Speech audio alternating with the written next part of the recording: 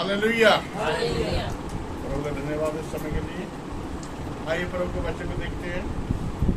और पिछली बार का जो वचन था वो था मरकस की इंजील के 4 का 24 के शुरू किया था हमने। 4 के 24 में क्या लिखा हुआ पता आपको? हाँ,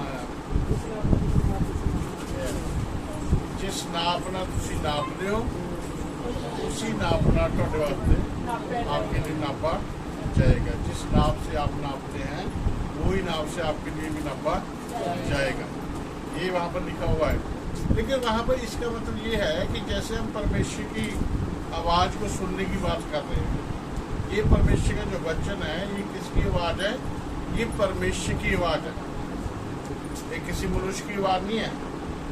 क्योंकि ये लिखा हुआ कि जितने भी ये पवित्र शास्त्र की जितने भी किताबें हैं, पत्रियां हैं, ये सब पवित्र आत्मा की प्रेरणा से बनाए गए, लिखे गए हैं। तीमुथियुस 3:16 में होगा ये। हालेलुया। तो पवित्र आत्मा की प्रेरणा से लिखे गए, किसी मनुष्य की विचारधारा नहीं है ये।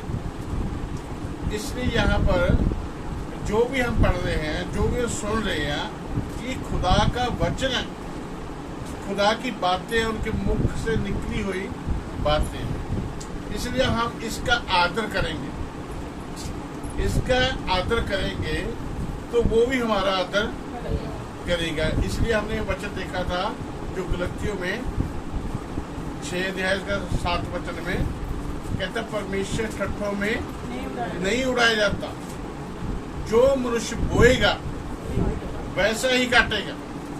उसका मतलब क्या है? यहाँ पर भी मरकस में भी ये लिखा, जिस नाप से आप नापते हो वही नाप आपके लिए नापा जाएगा। वही नाप से सेम नाप बढ़ता जाएगा आपके लिए भी। उसका मीनिंग क्या है? उसका मतलब क्या है कि जैसे आप परमेश्वर की आवाज को सुनते हैं, जब आपको जरूरत पड़ेगी आप प्रार्थना करेंगे, उसी प्रकार परमेश्वर भी आपकी आवाज को सुनेगा। अगर आप नहीं सुनते तो वो भी नहीं सुनेगा। एक वचन जल्दी से और देखते हैं, नीति वचन उसका 28 अध्याय उसका 9 वचन देखना जल्दी से। 28 का 9 जल्दी से पढ़े जिसको मिल गए। जो अपना कान व्यवस्था सुनने से मोड़, जो अपना कान व्यवस्था सुनने से मोड़ लेता है, उसकी प्रार्थना घृणित है। यस, उसकी प्रार्थना घृणित है, कानूनी ठहरती है। घृणित मतलब उसका कोई मतलब नहीं, कोई मीनिंग नहीं उसका, वो ऐसे हवा में उड़ जाती है। जो लोग व्यवस्था प्रभु के वचन को सुनने से अपने कान फेर देते हैं। और एक वचन और देखेंगे, नीति वचन 16 का 20 पढ़े। 16 का 20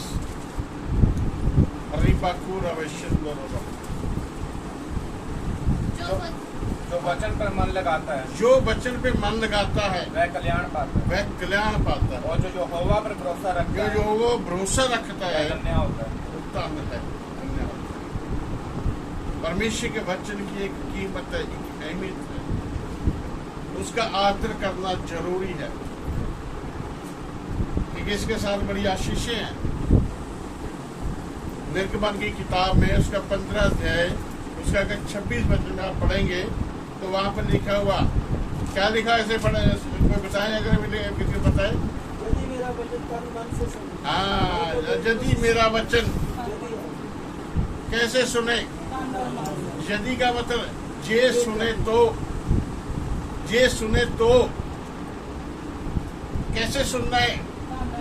तन और मन से। कई बार तन तो यहाँ बैठा है, मन कहीं और चला गया, मन घूम रहा है इधर उधर। तो वचन कौन सुनेगा? मन। तन नहीं सुनेगा, तन तो आपको यहाँ पर लेकर आएगा। अगर आप घर में बैठे हैं तो वहां ये वचन नहीं जाएगा। जो तन है, तन और मन से, उसका मतलब ये है कि आप तन के साथ यहाँ पर आए हुए हैं और मन लगाकर, हाँ अभी हमने हिंदी में पढ़ा भी, दोबारा पढ़े इसको 16-20 को, सुना ही लगता आपने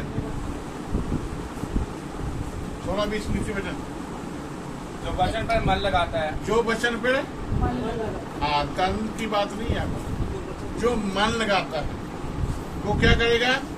वह कल्याण पाएगा। कल्याण का मतलब खुशी पाएगा, आशीष पाएगा, उसको बरकत मिलेगी, उसको आशीष मिलेगी खुदा की तरफ से। जो सिर्फ मन लगाएगा, कहाँ लगाएगा? वचन पर। वचन पर मन लगाना बहुत जरूरी है। यदि आप वचन पे मन लगाएंगे तो आप कल्याण पाएंगे, आशीष पाएंगे। इसी प्रकार वहां लिखा, यदि मेरा वचन तन और मन से सुने, और आगे जो उसकी दृष्टि में ठीक है वही करे। पहले सुनना है, बाद में करना है। सुनना सबसे पहले है, करेंगे बाद में आप। जैसे मैंने कई बार बताया कि कहीं सेल लगी होती है, उसकी अनाउंसमेंट होती है के बाद सेल लगी हुई है जी, 100 रुपये की चीज आपको 50 रुपये में मिलेगी। सुनी कभी अनाउंसमेंट है, अखबारों में भी पर्चे आ जाते कई बार, और अनाउंसमेंट भी होती है। तो कौन इस जो फायदा है उसका लाभ उठा सकता है? कौन उठाएगा? जो सुनेगा। जो सुनेंगे नहीं वो वहां पर नहीं जा सकता। जो सुनेगा वही। इसी प्रकार परमेश्वर का जो वचन है वो भी इसी बात के ऊपर है।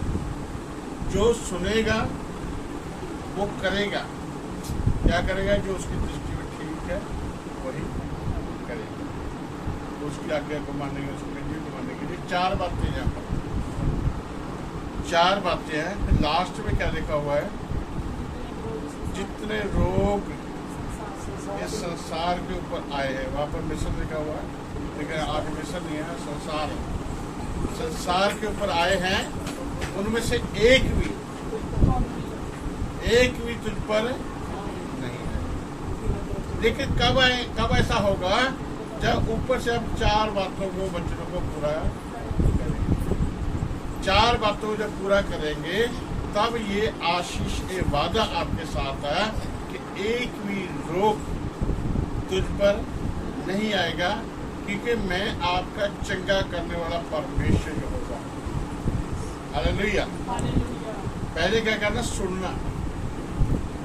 फिर रोमियो 16-17 में क्या लिखा हुआ? 16-17 में जल्दी। हाँ, विश्वास सुन तो आंदा। सुनना प्रभु के वचन से होता है।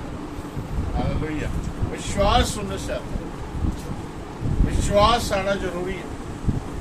बच्चों में लिखा विश्वास पहाड़ों को उल्टा। हालेलुया। विश्वास देख कहाँ से आएगा? सुन तो वचन को सुनना जरूरी है। इसलिए वहां पे लिखा, जिस नाप से आप नापते वही नाप आपके लिए नापा। एक वचन और देते हैं, यूहन्ना की इंजील उसका 5 अध्याय, उसका 24 वचन और 25, 26, 27 पढ़ेगा। 24 5 अध्याय 24। मैं तुमसे सच सच कहता हूँ, जो मेरा वचन सुनकर मेरे भेजने वाले पर विश्वास करता है, अनंत जीवन किसका है? उसी का है। जो वचन को सुनकर परमेश्वर पे विश्वास करता है, वचन को सुनकर जो परमेश्वर पे विश्वास करता है, अनंत जीवन उसी का है, सदा का जीवन। और वो सदा का जीवन आपको स्वर्ग में मिलेगा। यहाँ पर भी अच्छी उम्र आपको देगा परमेश्वर, क्योंकि 120 साल नियुक्त की उसने। 120 भी ले सकते आप। कई बार बहुत बातें होती हैं कि जो लिखा हुआ जी वो पूरा होगा, जितनों पर लिख दिया वो पूरी होगी, ये होगा वो होगा, बहुत कुछ, बहुत सारे ग्रंथों में बहुत से बाबे शापे बहुत सारे हैं जो ये सिर्फ चीजों को बताते हैं। लेकिन अगर हम एक चीज देखें, यहाँ पर उंगली रखनी है, यहाँ पर वापस आना है, अरे पूरा एक बच्चा और निकाले, नीति वचन 4 का 10 निकाल लें, बाद में पढ़ेंगे, अभी नहीं पढ़ेंगे। लेकिन यहाँ पर जो लिखा हुआ है, जो लिखता है, कोई आदमी का ये पास्टर भी ये बात कहते हैं, इसमें कोई अर्थ नहीं है, कहते हैं कि जितना लिखी हुई थी उतनी थी। पर परमेश्वर की इच्छा क्या है? उत्पत्ति की किताब उसका 6 अध्याय उसका 3रा वचन देखेगा जल्दी से। अरे बाकू रबा शंद और तब यहोवा ने कहा मेरा आत्मा मनुष्यों से सदा वाद विवाद नहीं करेगा, करता ना रहेगा, क्योंकि मनुष्य भी शरीर ही है। मनुष्य भी क्या है? शरीर है। उसकी आयु 120 वर्ष की होगी। हाँ जी, उसकी आयु 120 वर्ष की। आप में से कोई बता सकता है ये किसके लिए कहा गया है? किसने कहा ये? किसके लिए है ये? हर एक विश्वासी के लिए, यानी मेरे के लिए। कितनी? 120। ये परमेश्वर ने नियुक्त किया, किसी मनुष्य ने नहीं। क्योंकि मनुष्य भी शरीर ही है, वो भी शरीर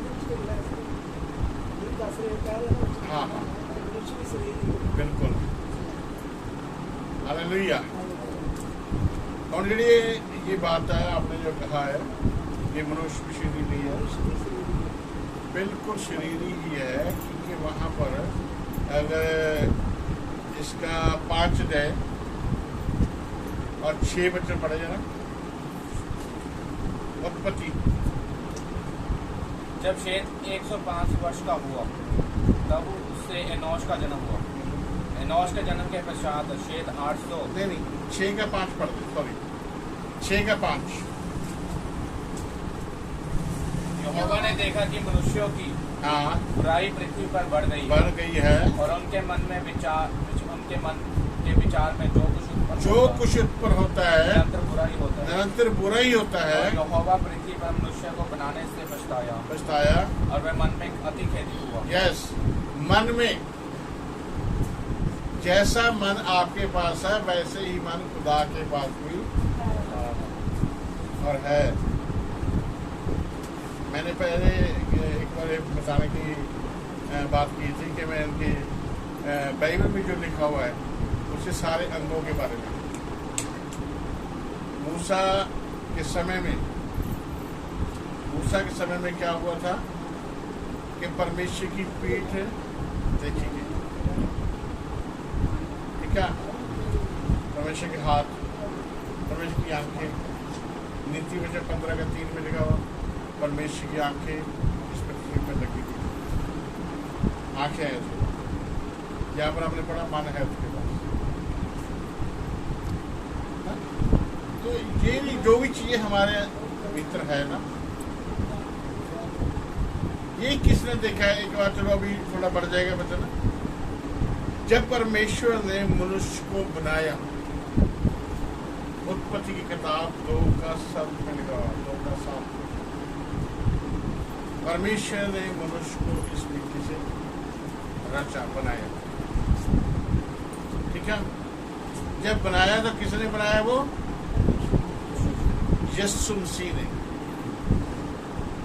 क्योंकि यूहन्ना की इंजील उसका पहला अध्याय उसका 18 वचन में, यूहन्ना की इंजील उसका पहला अध्याय उसका 18 वचन में लिखा है परमेश्वर ने कभी किसी ने परमेश्वर को कभी किसी ने नहीं देखा, लेकिन जो पुत्र उसकी गोद में है उसी ने परमेश्वर को प्रकट किया। हालेलुया। तो उत्पत्ति की किताब उसका 1:26 में लिखा हुआ कहता परमेश्वर ने मनुष्य को अपने समानता में अपने जैसा बनाया। उसने कहा आओ हम मनुष्य को अपने जैसा बनाए, अपने जैसा बनाए। ठीक है, जब उसने कहा अपने जैसा बनाया तो किसने बनाया है? वो यीशु मसीह ने, क्योंकि यीशु मसीह ने किसको देखा हुआ था? परमेश्वर को देखा हुआ था, इसलिए उसने परमेश्वर को देखा था। तो देखा परमेश्वर की आंखें हैं, यीशु मसीह ने आंखें बनाई। परमेश्वर के हाथ है, हाथ बना, हाथ की 5 उंगलियां हैं, उंगलियां बना दी। उसके पैर है, पैर बना। जो परमेश्वर में उसने देखा प्रभु यीशु ने वही मनुष्य में बना। ये बाइबल में लिखा हुआ है। हालेलुया। इसलिए परमेश्वर ने कहा मनुष्य भी शरीर ही, परमेश्वर भी एक शरीर में दिखता था। इसलिए उसके बाद हाथ है, मन है, आंखें हैं, पैर है, सब कुछ है। हालेलुया। समझ आई? तो उसने इसकी उम्र कितनी उसकी? 120 साल। अब देखो, चलो 120 साल अभी उम्र नहीं हो रही अभी। कारण क्या है? पाप। जब पृथ्वी में पाप हुआ स्टार्टिंग में, तो चलो जैसे अभी गाड़ियां हम देखते हैं, कई गाड़ी बहुत कीमती है, करोड़ों में भी है। एक गाड़ी करोड़ की, 2 करोड़ है, एक 2-4 लाख भी है, 2 लाख भी है, 1.5 लाख। अब 2 करोड़ वाली गाड़ी 2 लाख वाले का मुकाबला कर सकती है? 2 करोड़ वाले में क्या लगा दिया ऐसा? उसका मटीरियल, उसमें बहुत अच्छा सामान लगाया हुआ है जो जल्दी खराब नहीं हो। इसी प्रकार परमेश्वर ने जो पहला मनुष्य बनाया था उसमें इतना कीमती सामान लगा दिया था कि वो 930 साल के बाद मरा। हालेलुया। पाप तो उसने किया, गलती तो उसने की, पर मटीरियल में इतना अच्छा था कि उसकी उम्र, ठीक है जी, नूह की उम्र, क्योंकि वो धर्मी था, परमेश्वर की इच्छा के अनुसार चलता था, खरा था, वो 950 साल हो गए। लेकिन उसके बाद आप पढ़े 350-400 निकल कम होते चले। ठीक है, इब्राहिम की 175 साल हो गई, 127 साल की पत्नी कोई ऐसे वक्त चलता था, कम होती चली गई। मूसा की 120 साल, यहोशू के 110 साल, ठीक है, कम हो। क्यों हुई ये कम? पाप के कारण। फिर परमेश्वर का वचन आया एक बार, भजन 90:10, जल्दी पढ़े जाते, शाबाश। फिर एक बार वचन खुदा का आया,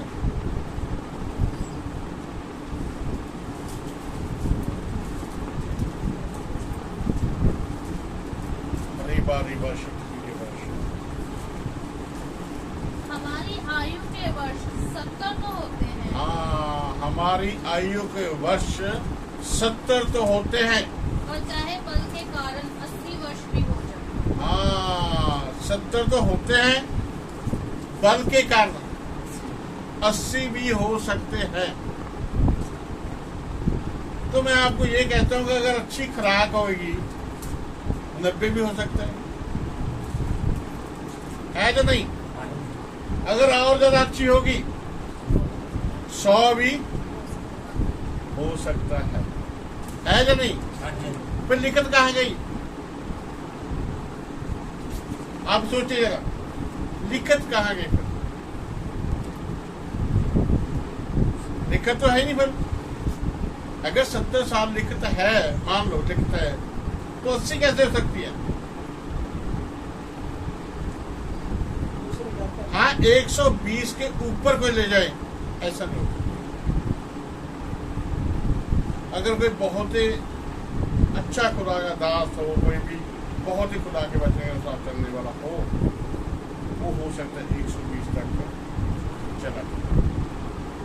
नहीं तो क्या होता है, कई बार ऐसे लोग बोलते हैं कि हमारे बापू की उम्र, हमारे दादा की उम्र 120 साल 25 सालों की बोलते हैं ना।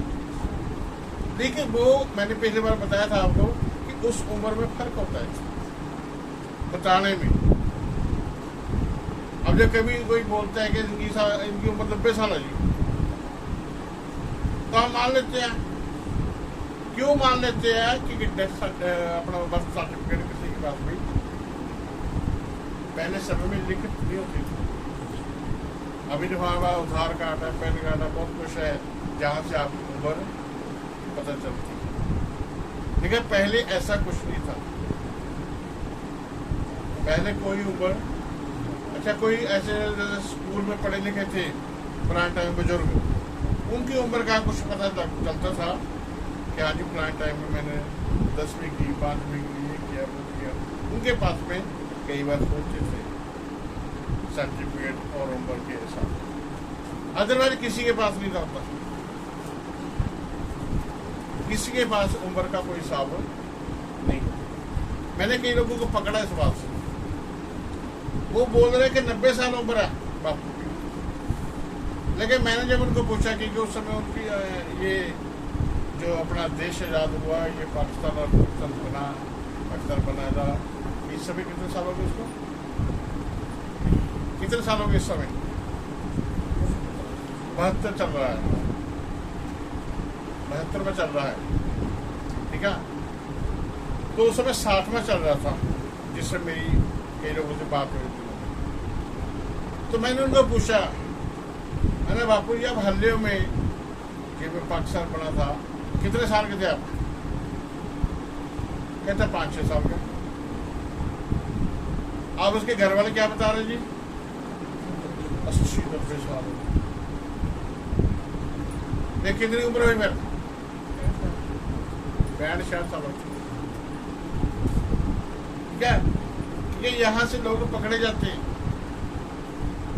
हाँ, अगर कोई ऐसा है जो 80 से ऊपर चल रहा है, 10 साल 20 साल, वो 80 साल आपके ठीक चले हैं, लेकिन उसके बाद वो बिस्तर के ऊपर, अगर आप बिस्तर के ऊपर 20 साल भी जिए तो वो सजा है, वो उम्र में नहीं कट होगा, वो तो सजा है, दुख है, परेशानी है। अगर आप खा पी रहे, अच्छे चल रहे हैं, फिर रहे हैं, वो उम्र आपकी। इसीलिए यहाँ पर लिखा बल के कारण 80 भी, और बहुत से में मरे 82, 83, 84, 85। पर क्यों? खुराक अच्छी थी, खुराक अच्छी थी। एक परमेश्वर का दास्ता है डॉक्टर मिलीग्राम, 1.5 दिन में 7 नंबर 1800 में उसको जन्म हुआ था, 1820 में जन्म, अभी 2020 में मरा। ठीक है, वो ठीक है, 100 साल के लगभग। और ऐसा होते यहाँ पर क्या लिखा है? बल के कारण, अच्छी सेहत के कारण, अच्छे खान पीने के कारण आपकी उम्र लंबी हो सकती है। आम जो बाइबल में यहाँ पर लिखा हुआ, बड़ा आपने लिखा हुआ, ठीक है जी। सुनो, 90 साल, 90 की 10 में जो हमने पढ़ा, 70 साल बल के कारण 80 और बल के कारण 90 भी हो सकती है। यहाँ लिखत कोई नहीं है, लिखत एक ही है, वो क्या है? 120। उससे वो पहले चले जाए नशे खाते हुए, बीमारी में, किसी एक्सीडेंट में, किसी और दुर्घटना में, तो उसका कोई लेकिन वैसे परमेश्वर ने उम्र को बढ़ाया, लेकिन के लिए अपने बच्चों के लिए। हालेलुया। तो नीति बचे पड़े जरा जल्दी।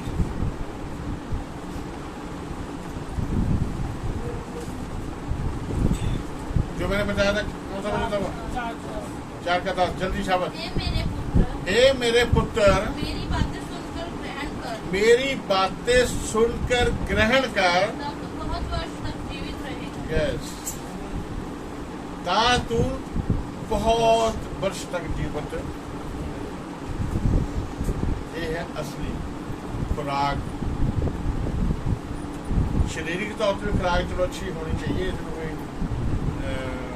हमारी बात नहीं है कि अच्छी बात है कि अगर खुराक हो भी अच्छी है, लेकिन ये जो बचने की खुराक है ये तो बहुत ही जरूरी है और अच्छी है और ताकत देती है, और जिसके साथ ये वादा है कि बहुत वर्ष तक जीवित रहे। अगर उम्र लंबी की बात करनी है तो ये वचन आपको लंबी उम्र देगा। एक वचन आप पढ़ेंगे एफिसी की पत्री, उसका 6 अध्याय, उसका 1-2 वचन पढ़ेंगे। और एक बात हे बालकों, हे बालको, प्रभु में अपने माता पिता के आज्ञाकारी बनो। प्रभु में अपने माता पिता के क्या बनो जी? आज्ञाकारी बनो, क्योंकि यही उचित है जी। अपनी माता और अपने पिता का आदर कर, अपनी माता का और अपने पिता का आदर कर, यह पहली आज्ञा है। ये पहली आज्ञा है, जिसके साथ प्रतिज्ञा भी है, जिसके साथ एक प्रतिज्ञा भी, एक वादा भी है कि तेरा भला हो तेरा भला होएगा और तू धरती पर बहुत दिन जीवित रहे। धरती पर बहुत दिन तक जीवित रहेगा। ये भी उम्र लंबी करने का।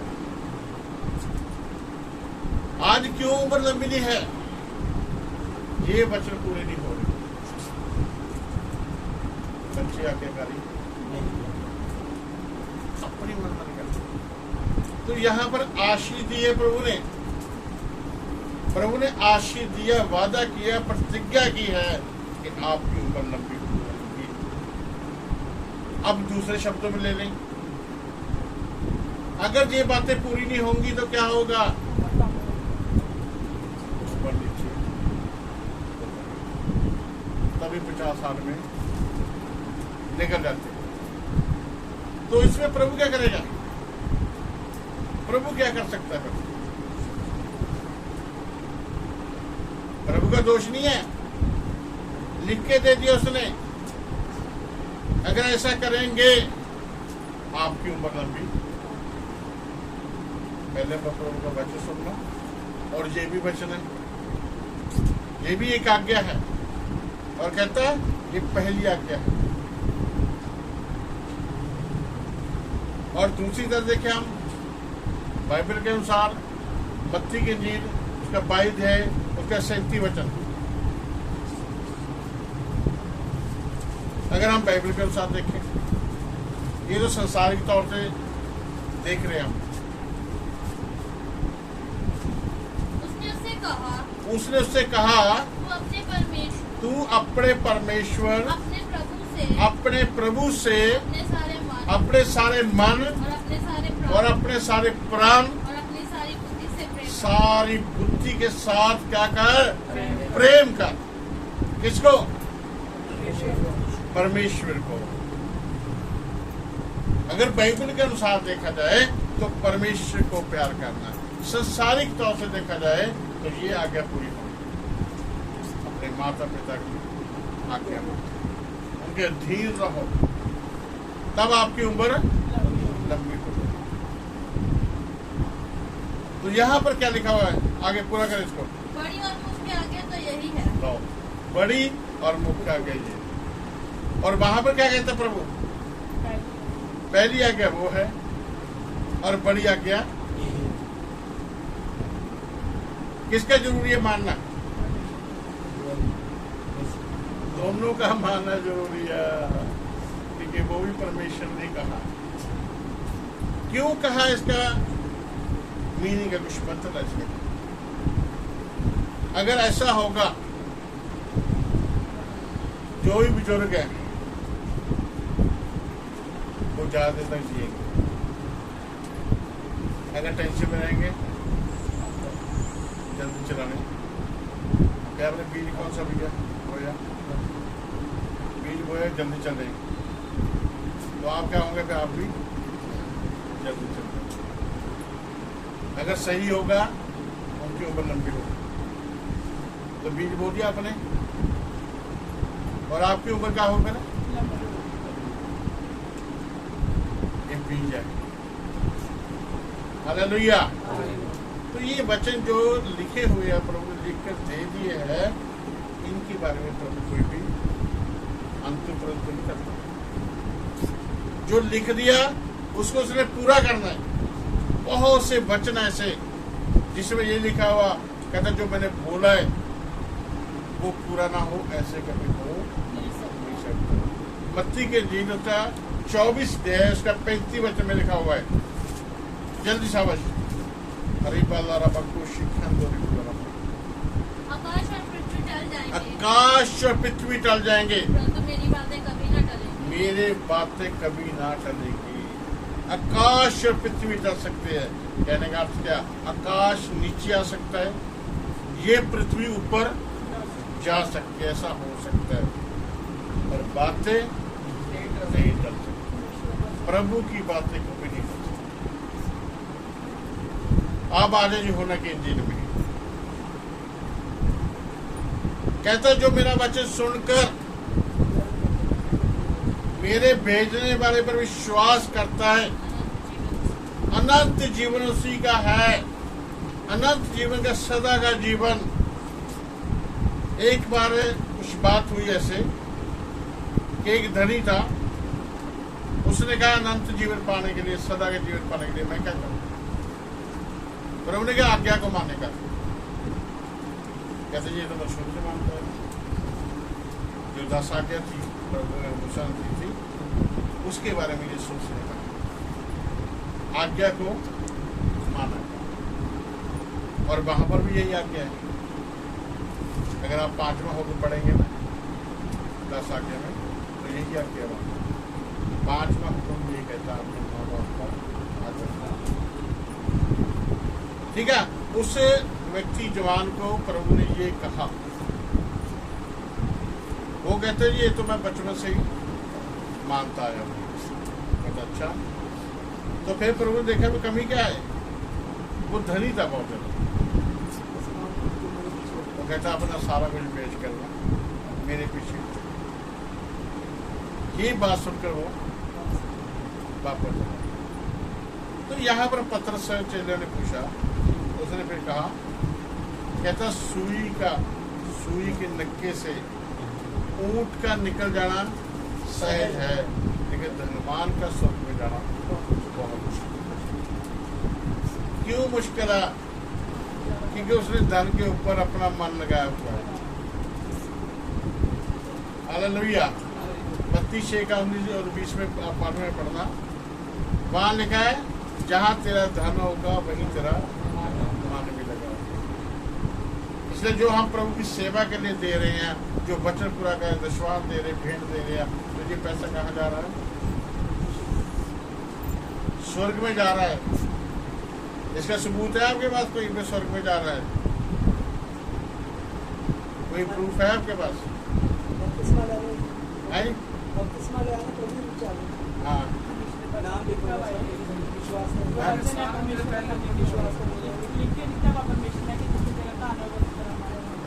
नहीं वो तो ठीक है, लेकिन जो हम देते हैं, जो भी दशवांश भेंट जो भी देते हैं, तो उसके बारे में हम क्या सोचते हैं कि ये बाकी स्वर्ग में जाते हैं या नहीं जाते हैं?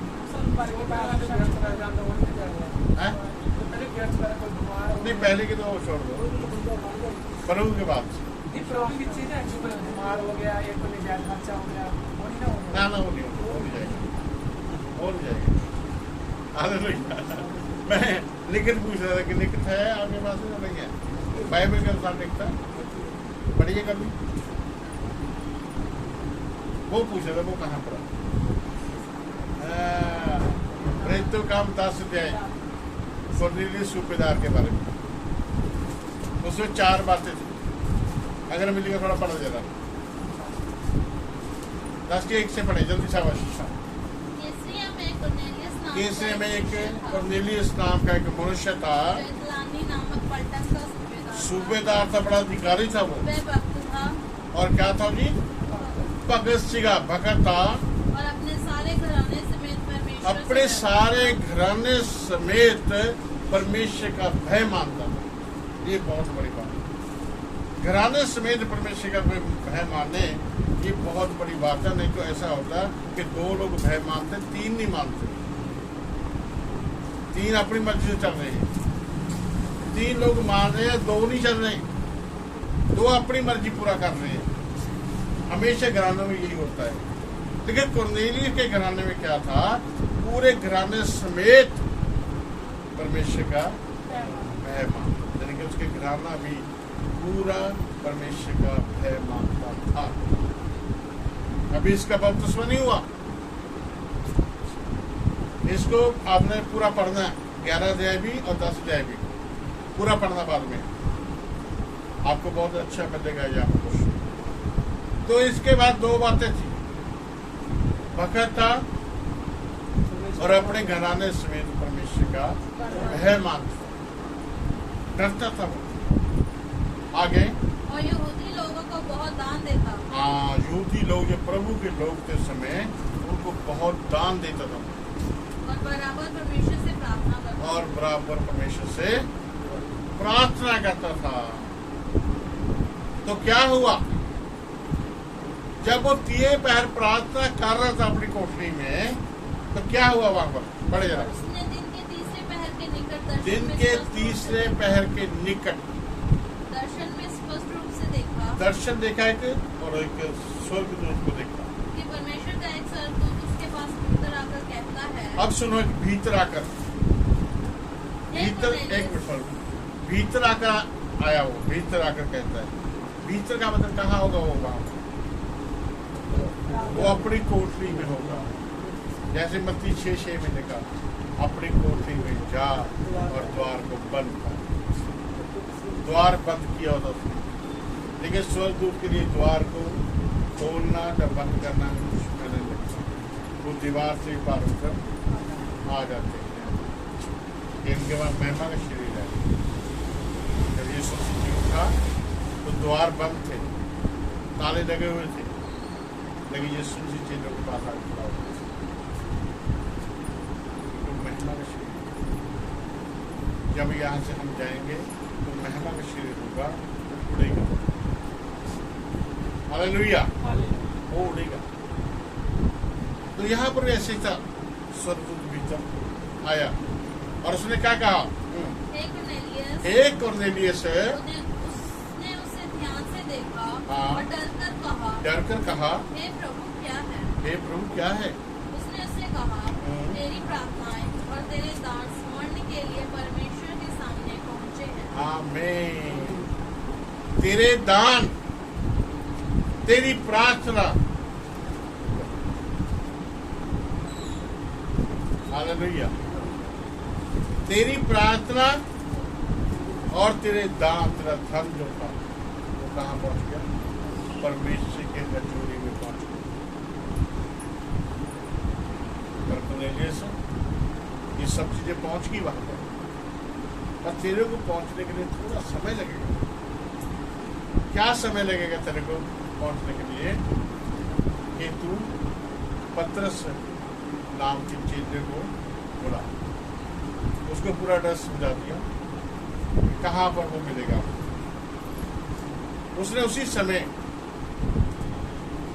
भेजे बंदे और उनको या बाद में पढ़ना कि वो अपने पूरे घराने, कुटुंबियों को, रिश्तेदारों को, सबको बुलाकर वो इंतजार कर रहे हैं पतरस।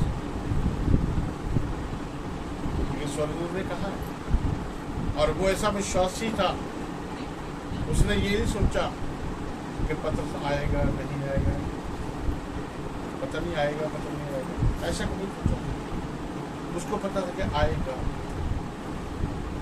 और वहां पर पतरस को भी पवित्र आत्मा ने बोला, या बाद में पढ़ते बहुत अच्छा लगेगा। पत्रस को पवित्र आत्मा ने बोला कि तेरी खोज में कुछ लोग आए हैं, बिना सोचे समझे उनके साथ में चला। और कर्नेलियस के पास जब गए वो, उसका 10 अध्याय उसका 44 वचन में लिखा हुआ कि पवित्र आत्मा वचन के सुनने वालों पर उतरा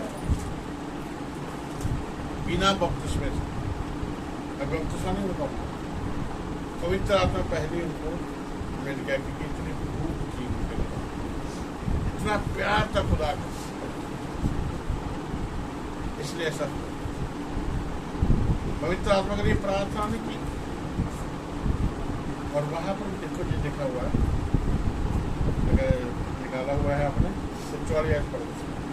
पतरस ये बातें कह ही रहा था। पतरस ये बातें कह ही रहा था। एक मिनट, सॉरी, क्या कह रहा था पता क्या बात थी? ये सारी चीजें ना यीशु मसीह के बारे में बताया था कि उसके लोगों के द्वारा हमें पापों की क्षमा मिलती। ये 42 में आप पढ़ेंगे तो 44 में आ गई। 44 में क्या लिखा? ये बातें वो कह ही रहा था। क्या हुआ? हाँ जी, कि पवित्र आत्मा वचन के सब सुनने वालों पर उतर आया। सब सारे सभी को ऊपर उतर आया पवित्र आत्मा।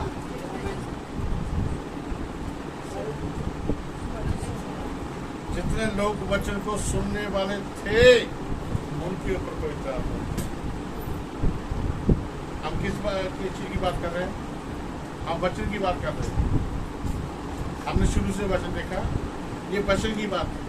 तो यहाँ पर हम क्या देख रहे हैं? वचन, वचन के सुनने वालों पर क्या आ गया? पवित्र आत्मा। ठीक है जी। उसके बाद वो अन्य भाषा बोलने लगे, सबने पहचान लिया उनको।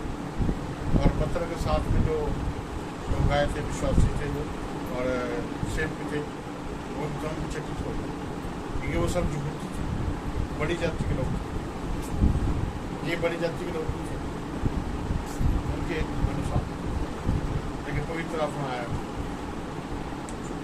यहाँ पर लिखा वचन है, वे चकित हुए कि अनजाति के ऊपर भी पवित्र आत्मा उंडेला गया। हे पतरस ने कहा, अभी पानी की कौन रोक कर सकता? पानी को कौन रोक सकता है? पानी को इनको बपतिस्मा तब उनको बपतिस्मा। कहता तेरे दान, तेरा पैसा, तेरी प्रार्थना कुरनेलियस ऊपर पहुंच गया, पर तेरे को ऊपर पहुंचने के लिए कुछ करना है, बपतिस्मा लेना। वो पवित्र स्नान जो हम देखते हैं यहाँ पर, वो पवित्र स्नान का आपको चाहिए। और वहां पर देखा, देखो प्रेरितों का 2 अध्याय का 38 वर्ष बाद में पढ़ना, कहता प्रभु यीशु के नाम से पापों की क्षमा के लिए आप बपतिस्मा लो, तब तुम पवित्र आत्मा का दान पाओ। लेकिन यहाँ पर उल्ट हो गया। यहाँ पर पवित्र आत्मा का दान पहले मिल गया और बपतिस्मा ऐसे होता नहीं है। ये चलो हमारे तो कई बार हुआ ऐसा, पर होता नहीं है। ये वचन में ये लिखा है कि पहले बपतिस्मा, उसके बाद पवित्र आत्मा का दान पाओ। क्योंकि यहाँ पर ऐसा क्यों हुआ? क्योंकि वो सारे वचन पहले ही पूरा कर रहा था। जो पवित्र आत्मा ने सिखाने थे ना, कि प्रार्थना किया करो, दान दिया करो, भय मानो प्रभु का, ये पहले ही वो कर रहा था। और जितने उसने बुलाए हैं वो भी बहुत दीन और नम्र लोग होंगे, घमंडी नहीं होंगे, वो नम्र लोग होंगे, दीन लोग होंगे। हालेलुया। वो बहुत दीन और नम्र लोग होंगे जो उसने बुलाए थे और जिन्होंने वचन सुना, और वचन सुनने वालों के ऊपर पवित्र आत्मा।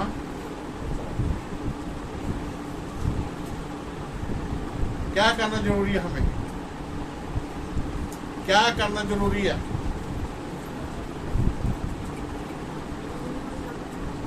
है जी? हाँ जी, और दस बताइए उन्हें। क्या करना जरूरी है?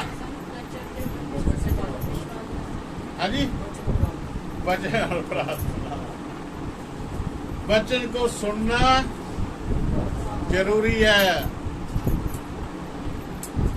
वचन को सुनना जरूरी है। इसी बात में शुरू हुई थी हमारी बात, जो मरकज 4:24 में हमने पढ़ा रहा। कहते ध्यान से देखो क्या सुनते हो, जिस नाप से आप नापोगे वही नाप आपके लिए नापा जाए। वो क्या है? वो यही है कि जैसे हम परमेश्वर की आवाज को सुनेंगे, उसी प्रकार परमेश्वर आपकी आवाज को सुनेंगे। यूहन्ना में आ जाएगा। हालेलुया। अनंत जीवन उसी का है। किसका है? किसका है?